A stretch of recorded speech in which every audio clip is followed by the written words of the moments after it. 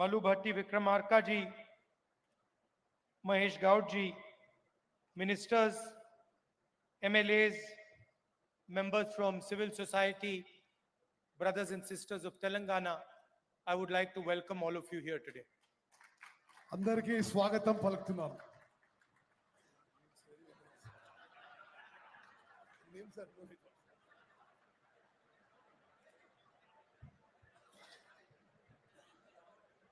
You know,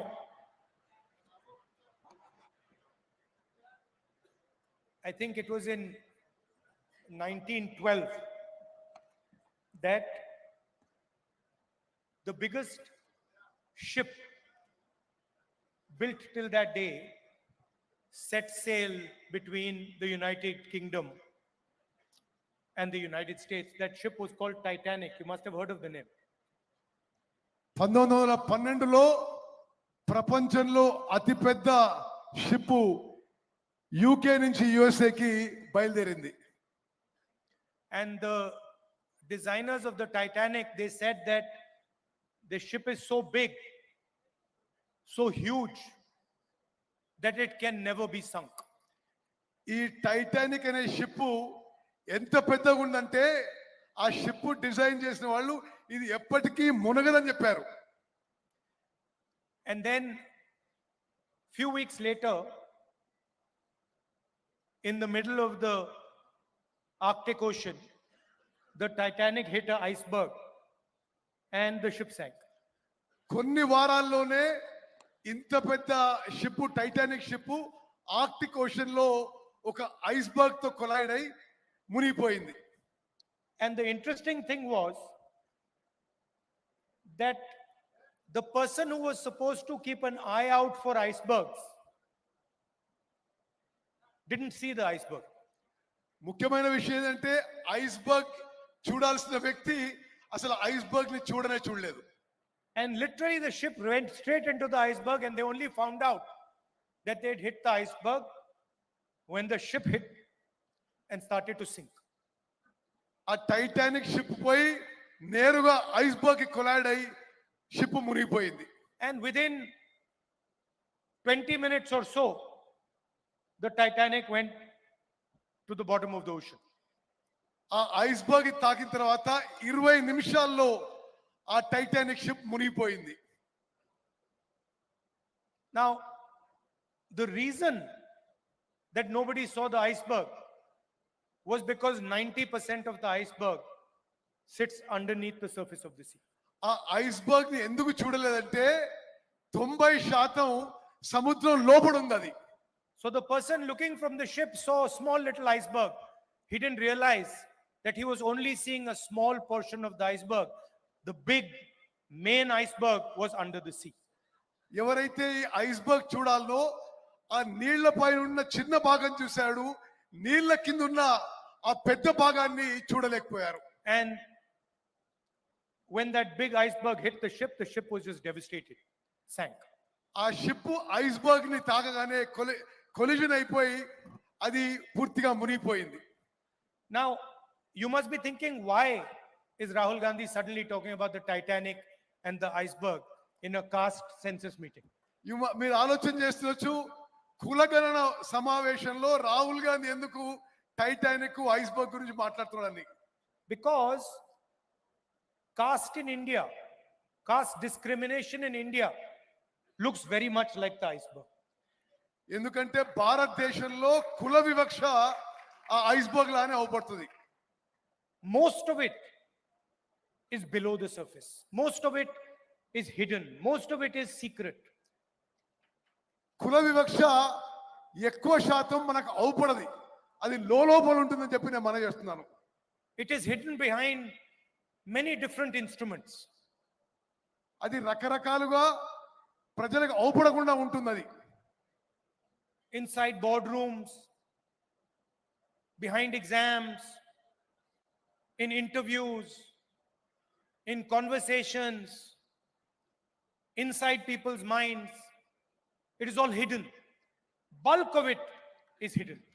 ఈ కుల వివక్ష ఎక్కువ శాతం బోర్డ్ రూమ్స్ లో కానీ ఇంటర్వ్యూస్ లో కానీ అన్ని అంశాల్లో ఎవరికి అవుపడకుండా ఉంటుంది. అది I have many friends who belong to the upper caste who tell me, I have never felt caste discrimination. నాకున్న చాలా మిత్రులు అగ్రకులాలకు చెందిన వాళ్ళు ఎప్పుడూ మేము కుల వివక్ష చూడలే అని చెప్తుంటారు నాతోని. And I say to them, of course you have never felt caste discrimination. మీరు అగ్రకులాల వాళ్ళు కాబట్టి మీకు అవపడలేదు ఎప్పుడు కూడా అని నాకు అనిపించింది. Because it is not designed for you. And for you, it is like the iceberg. You can't see it. You only see the surface. You don't see the real pain, the real destruction, the real damage that caste discrimination does, not only to Indian people, but to the Indian Constitution and to the Indian nation. ఎందుకంటే ఈ అగ్రకులాల మిత్రులకు చెప్పేవాడిని, iceberg కింద ఎక్కడైతే అవపడలేదో ఆ విధంగా ఉంటుంది. మీకు ఎప్పుడు అవపడలేదు. అది భారత రాజ్యాంగానికి కూడా ఈ కుల వివక్ష ఒక ముప్పు అని చెప్పి నేను భావిస్తున్నాను. The caste census is designed to make transparent the hidden discrimination that is taking place in this country every single day and has been taking place for thousands of years. ఈ కులగణన ద్వారా పారదర్శకంగా ఈ వ్యవస్థని మరి మేలు చేయవచ్చని చెప్పి, ఏదైతే ఈ వ్యవస్థ వల్ల నష్టం జరుగుతుందో అది సరి చేయవచ్చని చెప్పి నేను భావిస్తున్నాను. And it is every single place. ప్రతి చోట కుల వివక్ష ఉందని చెప్పి నేను భావిస్తున్నాను. It is in corporate India. It is in the legal system. It is in the political system. It is every single place. ఈ కుల వివక్ష కార్పొరేట్ కంపెనీలో ఉంది, న్యాయ వ్యవస్థలో ఉంది, రాజకీయ వ్యవస్థలో ఉంది, ప్రతి చోట ఉందని చెప్పి నేను భావిస్తున్నాను. And it destroys the lives of people every single day. It destroys their career, destroys their confidence, destroys their belief in this nation every single day. ఇది చాలా మంది జీవితాలను నాశనం చేస్తుంది, వాళ్ళ ఆత్మస్థైర్యాన్ని, వాళ్ళ ఆత్మవిశ్వాసాన్ని కూడా నాశనం చేస్తుందని చెప్పి నేను భావిస్తున్నాను.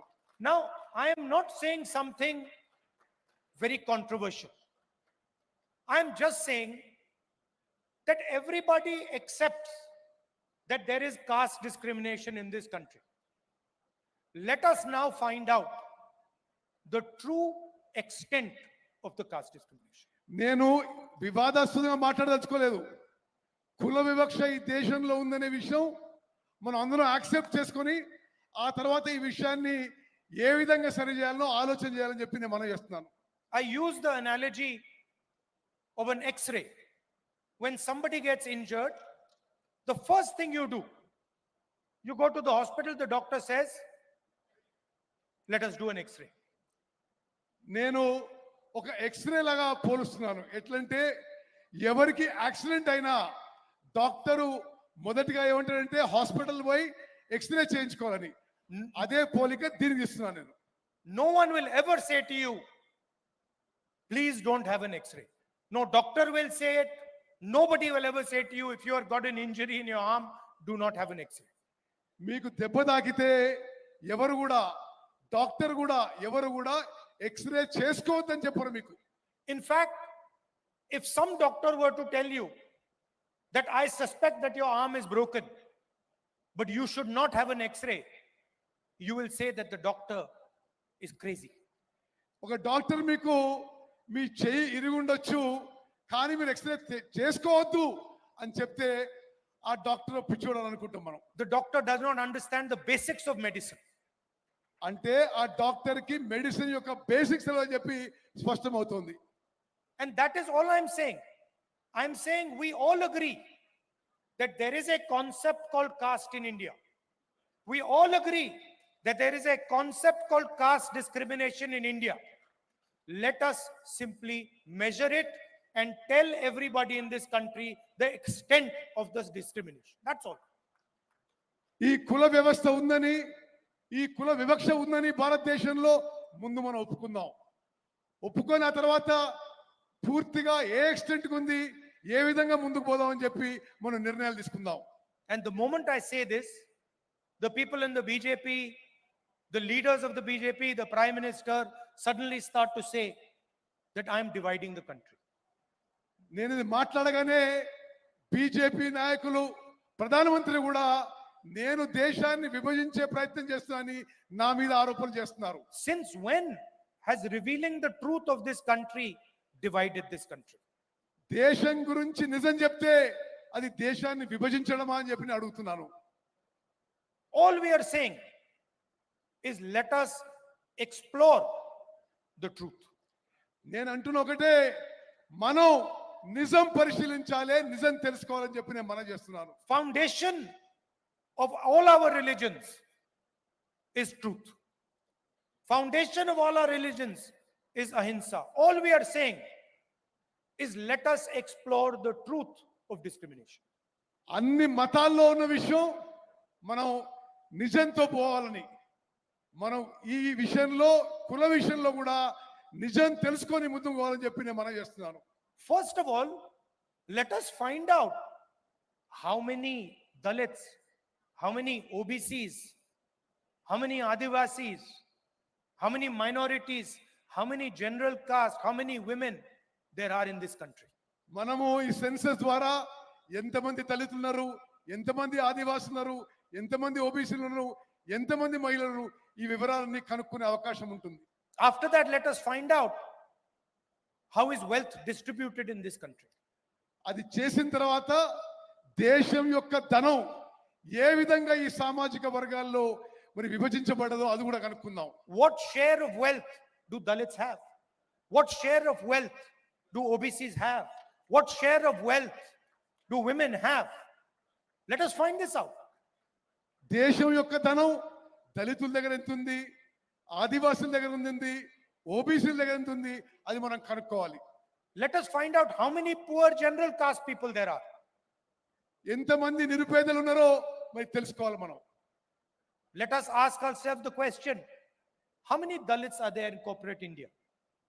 How many OBCs are sitting in the top 500 companies of this country? How many OBCs, Dalits, Adivasis are there in the judicial system? How many Dalits, OBCs, Adivasis are there in our forces? Let us ask these questions. Why are we scared of asking these questions? ఎంతమంది దళితులు, ఆదివాసీలు, ఓబీసీలు corporate కంపెనీల్లో కనుక్కోవాలి, న్యాయ వ్యవస్థలో ఎంతమంది కనుక్కోవాలి, సైనికులు ఎంతమంది ఉన్నారో కనుక్కోవాలి. ఇది అవసరం అని చెప్పి నేను భావిస్తున్నాను. The only people who can resist asking this question are the people who are hiding the truth, who do not want the people of India to know the truth about discrimination in this country. దీనికి వ్యతిరేకం ఉన్నవాళ్ళు కేవలం నిజం బయటికి రావద్దు అనే వాళ్ళే దీనికి వ్యతిరేకం అని చెప్పి నేను మనం చేస్తున్నాను. Those would be the people who benefit from the discrimination. వీళ్ళు ఈ కుల వివక్ష వల్ల లబ్ధి పొందే వాళ్ళే ఈ నిజం బయటికి రావడానికి ఇష్టపడటం లేదు. I'm still wondering why the Prime Minister has not publicly said that he wants to challenge the idea of discrimination in Indian society. నేను ఆశ్చర్యపోతున్నా, ప్రధానమంత్రి గారు ఇప్పటి వరకు కుల వివక్ష విషయాన్ని ఈ దేశంలో ఛాలెంజ్ చేయడానికి ముందుకు వస్తున్నాని ఒక్కసారి కూడా మాట్లాడలేదు. Why hasn't he said he wants to know how many Dalits there are in India's boardrooms? మరి ఇండియా కార్పొరేట్ కంపెనీల్లో ఎంతమంది దళితులున్నారో మరి నరేంద్ర మోదీ గారికి తెలియవద్దని ఎందుకున్నది? How many OBCs are in our judicial system?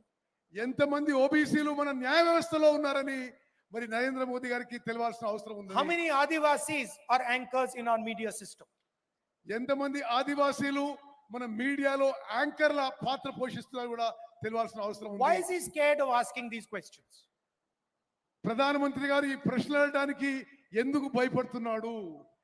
I committed on behalf of the Congress party in Parliament House that we will carry out a national caste census. నేను Congress party తరఫున parliament లో స్పష్టంగా చెప్పిన, మేము జాతీయ స్థాయిలో క్యాస్ట్ సెన్సస్ చేస్తామని హామీ ఇవ్వడం జరిగింది. And we will demolish the artificial barrier of 50% reservations that has been placed in front of this country. ఇప్పటి వరకు ఏది ఉందో 50% వరకు రిజర్వేషన్స్ అది మేము ఎత్తేస్తామని చెప్పి నేను మనవి చేస్తున్నాను. And for me, Telangana is the model of the national caste census. నాకు తెలంగాణలో జరుగుతుంది జాతీయ స్థాయిలో కాస్ట్ సెన్సస్ కి ఇదే మోడల్ గా నేను భావిస్తున్నాను. And I think I'd like to thank the leadership of Telangana because they have done a truly beautiful thing in this process. Telangana నాయకత్వాన్ని మనస్ఫూర్తిగా అభినందిస్తున్నాను. ఈ ఎక్సర్సైజ్ లో చాలా బాగా ముందుకు పోవాలని చెప్పి నేను మనవి చేస్తున్నాను. And when I was coming here in the car, I was thinking to myself, we do not want a bureaucratic caste census. నేను కారు వచ్చి అనుకున్నా బ్యూరోక్రసీ ద్వారా చేసే కాస్ట్ సెన్సస్ మాకు వద్దు. We don't want some bureaucrat sitting in some corner somewhere to decide the questions that the caste census will ask our people. ఏ బ్యూరోక్రాటో అధికారియో ఆ cost census లో ఏ questions అడగాలని వాళ్ళు డిసైడ్ చేయొద్దని చెప్పి నేను భావిస్తున్నాను. Because in fact this will be an insult to the people of India. అది తెలంగాణ ప్రజలను అవమానించమని చెప్పి నేను భావిస్తున్నాను. We want the people of India to ask and decide what questions are going to be asked in the census. మేము సామాన్య ప్రజలు నిర్ణయం చేయాలి ఏ ప్రశ్నలు అడగాలి ఏ ప్రశ్నలు అడగాలని చెప్పి. We want the Dalits, the OBCs, the Adivasis, women, we want them to decide exactly what questions are going to be asked. నేను కోరుకునేది దళితులు ఆదివాసీలు ఓబీసీలు వీళ్ళు నిర్ణయం చేయాలి ఎటువంటి ప్రశ్నలు అడగాలని చెప్పి. And as a result we will not just get a caste census, we will get a political instrument, a developmental instrument that will define how this country will progress. అయితే దాని ద్వారా కులగణనే కాదు అభివృద్ధికి ఏ విధంగా ముందుకు పోవాలి రాజకీయాలు ఏ విధంగా పోవాలి రాజకీయాలు ఏ విధంగా ముందుకు పోవాలని ఒక మార్గం ఏర్పడుతుందని చెప్పి నేను భావిస్తున్నాను. Please understand that what we are designing here is not simply a caste census. What we are designing here is the system of governance of the future of this country. మేము ఇక్కడ చేస్తుంది కాస్ట్ సెన్ససే గారు రానున్న తరాలకి మరి ప్రభుత్వాలు ఏ విధంగా ముందుకు పోవాలి అడ్మినిస్ట్రేషన్ ఏ విధంగా ముందుకు పోవాలి అది మేము డిసైడ్ చేస్తున్నాం చెప్పి నేను మనం చేస్తారు. Some time back I was talking to one of the world's experts on equality. కొన్ని రోజుల క్రితం నేను ప్రపంచంలోనే సమానత్వం గురించి ఒక ఎక్స్పర్ట్ తో మాట్లాడుతున్నాను. He is one of the world's experts, economist. He's one of the world's experts. I'm not going to say his name, but he is one of the top experts on economy. ఆర్థిక విషయాల్లో ప్రపంచంలోనే ఒక expert తోనే మాట్లాడడం జరిగింది. On inequality, అసమానత్వం గురించి నేను ఈ ఎక్స్పర్ట్ తో మాట్లాడడం జరిగింది. and he said to me, Mr. Gandhi, do you realize that India is one of the most unequal countries on the planet? ఆయన నాతో ఏమంటే గాంధీ గారు మీకు తెలుసా ప్రపంచంలోనే భారతదేశంలో ఎక్కువ అసమానత్వం ఉందని చెప్పి ఆయన చెప్పడం జరిగింది. And he gave me a presentation on how India is one of the most unequal societies on the planet. అతను నాకు ప్రెజెంటేషన్ ఇచ్చాడు ప్రపంచంలోనే భారతదేశంలోనే ఎక్కువ అసమానత్వం ఈ సమాజంలో భారత సమాజంలో ఏ విధంగా ఉందని చెప్తూ. And after his presentation I said to him, my brother, you are telling me that India is one of the most unequal societies on the planet, but your analysis does not even include the single biggest discriminator in Indian society, which is called caste. నువ్వు చెప్పిన విషయాలు విన్నా కానీ నీ presentation లో భారతదేశంలో అతి ఎక్కువ అసమానత్వం కుల వివక్ష గురించి మాట్లాడలేదు. So in fact your analysis hugely underestimates the inequality in Indian society. మీ విశ్లేషణ భారతదేశంలో ఉన్న అసమానత్వం ఇంకా ఎంత భారీగా ఉందో కూడా మీ విశ్లేషణ కూడా లేదని చెప్పి నేను మనం చేస్తున్నాను. So why I'm telling you this is because inequality means something completely different when you have a caste system in place. అసమానత్వం అనేది కుల వివక్ష ఉన్నప్పుడు కుల వ్యవస్థ ఉన్నప్పుడు ఇంకా మరి ఎక్కువ ఉంటుందని చెప్పి కూడా మనం చేస్తున్నారు. A Dalit person in India could not be touched. భారతదేశంలో దళితులకు అంటరానితనం ఉందనే విషయం మనందరికీ తెలుసు. do you realize the level of inequality that person would feel if society is not allowed to touch him? సమాజంలో ఒక వర్గంలో అతన్ని ముట్టడానికే వీల్లేదంటే ఎంత అసమానత ఉండిందో గమనించాలి. This does not exist anywhere else. ఇది ప్రపంచంలో ఎక్కడ లేదు. And so, what we have to understand is that discrimination in India is unique and probably among the worst in the world. ప్రపంచంలోనే అన్ని దేశాల్లో ఈ వివక్ష అనేది ఎక్కువ ఉంది భారతదేశంలోనే చెప్పిన మనం చేస్తున్నారు. And if we want to talk about a powerful country, if we want to talk about progress, if we want to talk about happiness among our people, the absolute first thing we need to do is identify the amount of discrimination and the nature of discrimination that is taking place. దేశం ఆర్థికంగా శక్తివంతంగా ఎదగాలంటే, దేశంలో సంతోషం పెరగాలంటే ఈ కుల వివక్షని నిర్మూలన చేయాల్సిన అవసరం అని చెప్పి నేను భావిస్తున్నాను. As a politician, I am accountable to you. ఒక రాజకీయ నాయకుడిగా నేను మీకు జవాబుదారీగా ఉండాలి. And when I speak of caste census, I speak as a result of that accountability to the people of India. ఆ జవాబుదారీతనం వల్లనే నేను మీకు అకౌంటబుల్ గా ఉండాలని చెప్పి నేను మనం చేస్తున్నాను. I simply cannot go to the people of India and ignore the fact that there is massive discrimination in this country. నేను ప్రజల మధ్యకు పోయి వీళ్ళలో అంత వివక్ష ఉందని చూసి అది మరి ఓర్చుకోవడం మంచిది కాదని చెప్పి I cannot lie to Dalits. I cannot lie to Adivasis. I cannot lie to minorities. I cannot lie to women that this country is fair to you. దళితులకి, ఆదివాసీలకి, OBCs, ఓబీసీలకి, మహిళలకి ఈ కంట్రీ మీకు సమానంగా ఉంటుంది, మీకు ఫేర్ గా ఉంటుందని చెప్పలేకపోతున్నాను. Other people may be able to lie to you about it. I cannot lie to you about it. నేను ఆ విధంగా అబద్ధాలు చెప్పలేకపోతున్నాను. So I am fully committed to ensuring not only that caste census happens in Telangana, but that Telangana becomes the model for the caste census in the country. నేను తెలంగాణలో కులగణన చేయించడానికే కాదు, భారతదేశానికే Telangana role model కావాలని నేను ప్రయత్నం చేస్తున్నాను. I am sure there will be some shortcomings in our caste census in Telangana.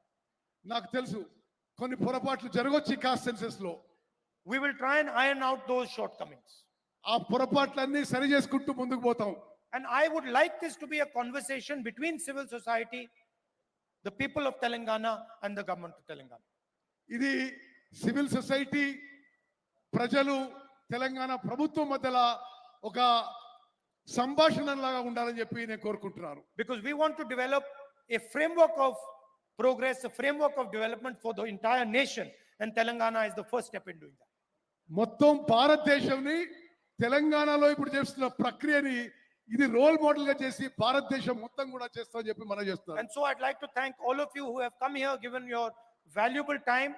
I'd like to thank senior leaders of the Congress Party, Chief Minister, others, Deputy Chief Minister, PCC President.